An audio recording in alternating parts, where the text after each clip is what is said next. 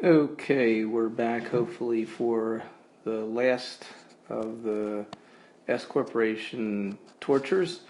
And what this example does is give you a little bit better idea of how that big gain works. That's what we're talking about here, the big. Here's Bologna Inc., which presumably was a C corporation, cash basis, but that's not the key here. The real key is that it was a C corporation and it made the S election. Remember I can't get over this. That was a lot of checks there.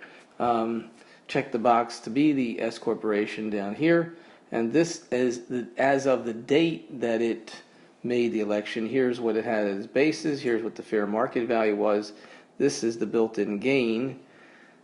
You had inventory with a gain of 10. Accounts receivable because it was cash basis. A car, again, it was fully depreciated, so there was a built-in gain because the fair market value is the key here. Fair market value. If this C corporation had sold or liquidated, the deemed sale would have brought in here's a loss basically on the building, and here's goodwill.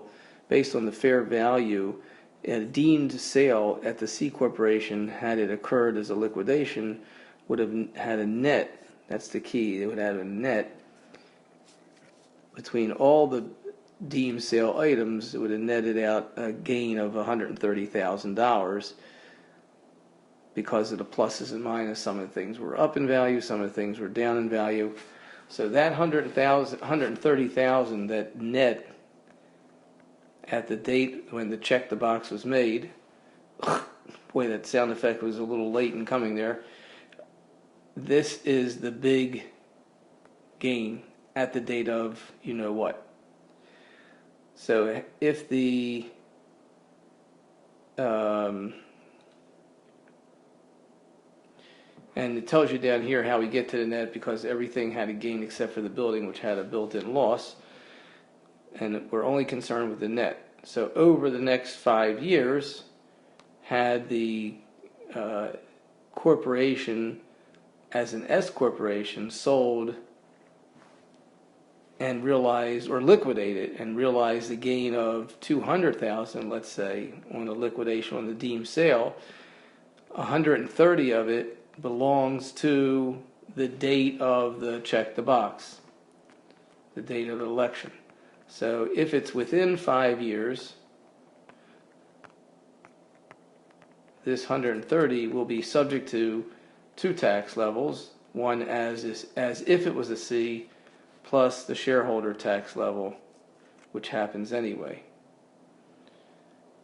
So it's just a preventive measure from people making the S election very quickly, not quickly, but making it in order to avoid the double tax on liquidation or selling the assets of a C corporation and getting away with not paying the double tax. That's the whole idea. Because after 5 years, that works. So that's the good news. The bad news is that within 5 years, whatever the built-in gain was, you're going to pay tax as if it was a C. It would be at the C corporation rates, as if it was a C. Now, true, the entity paying it at the time will be the S corporation because that's the one who is subject to this tax within the 5-year period if it sells or liquidates. Either way, it can sell the assets, it can liquidate, and it'll have this problem if it sells at a gain of at least the built-in gain or more. Now, if it sells at a number lower than the built-in gain, well, it only pays tax on the lower amount. So in this example, instead of selling for 200 or liquidating and finding the value at liquidation to be 200, let's say it finds that the value at the date of the sale or the liquidation is only 100, then only 100 will be subject to the tax as a built-in gain, as if it had been a C corporation. All right, one more idea. Two more ideas, which aren't that everything's complicated when it comes to S corporations, but which is amazing because it's not a taxed entity, yet it gets so complicated. And that gets back to our first class, where maybe the right idea would have been just to allow dividends to be taxable, or even deductible. Remember, in the first class, everyone said, well, not everyone, but a lot of people said, to avoid the double tax at the C corporation level, let the dividends be deductible. That might have been a simpler idea than the S corporation.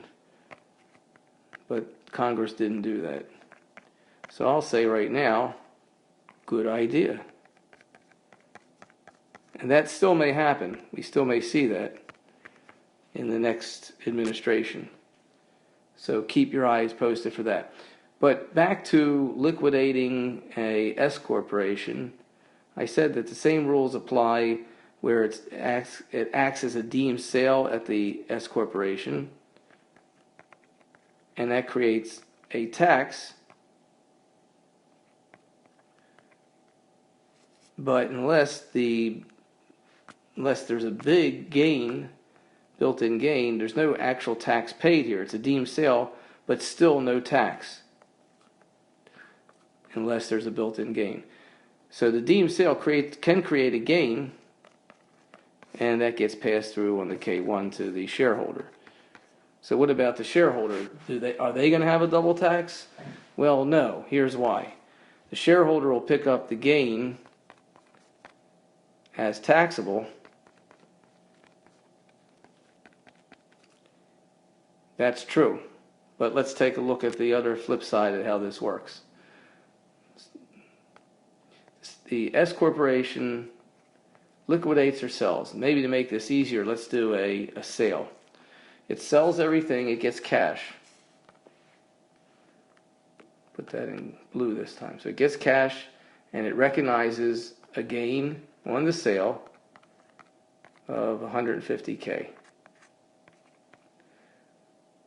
No tax is paid because it's an S corporation, but the gain is passed to the shareholder. 150K gain, shareholder pays tax. Pays tax on the gain. This is step one.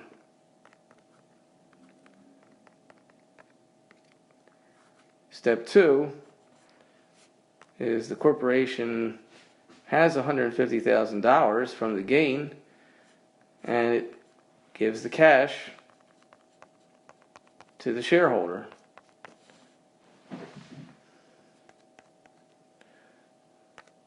Does this create another gain? Well, this is where our basis formula comes into play, so let's see how the basis works.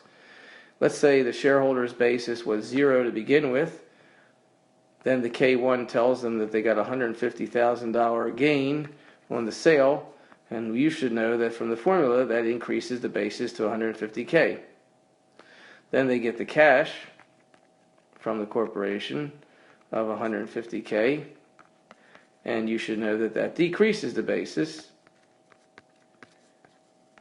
But lo and behold, it decreases it to 0. And as you can see, it doesn't decrease it below 0 such that it would be subject to a capital gain. So there's only one level of tax, and that's here, not a second level.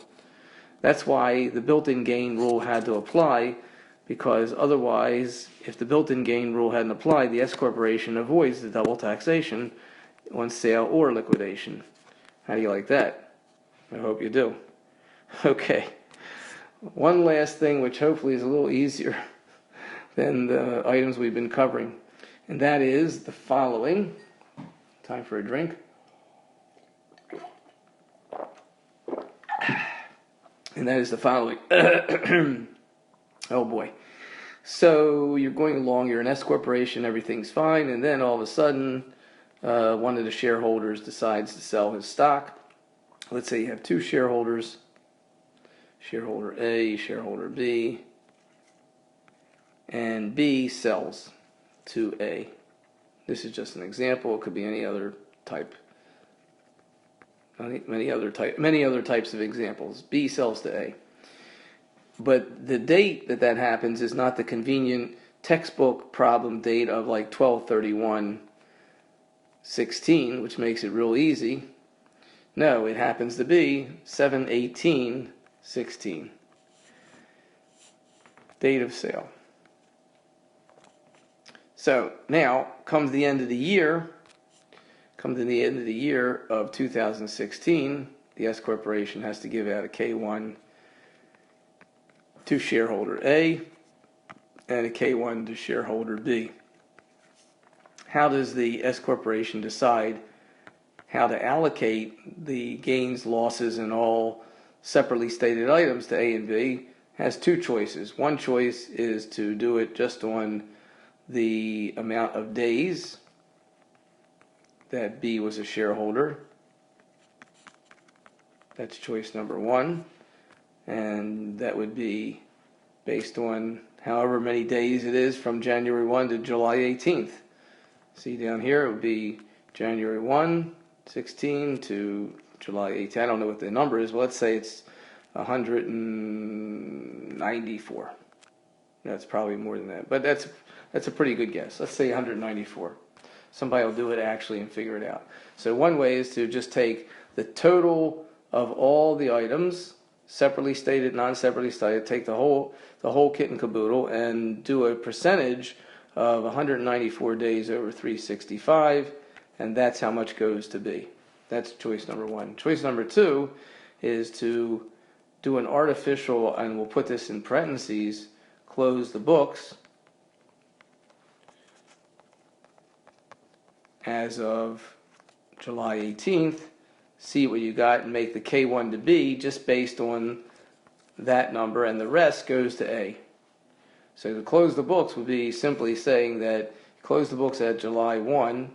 Now you're not really closing the books, you would just run a P&L as of that date, whatever it shows, that's what goes to B in his percentage shareholders, whatever that percentage was, and then the rest from July 19th to the end of the year goes all to A.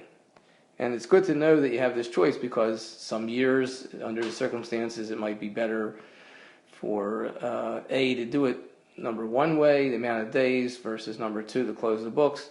Or it just might be best to close the books to be fair to everybody, because that's the more purest way of doing it. This is the purest way.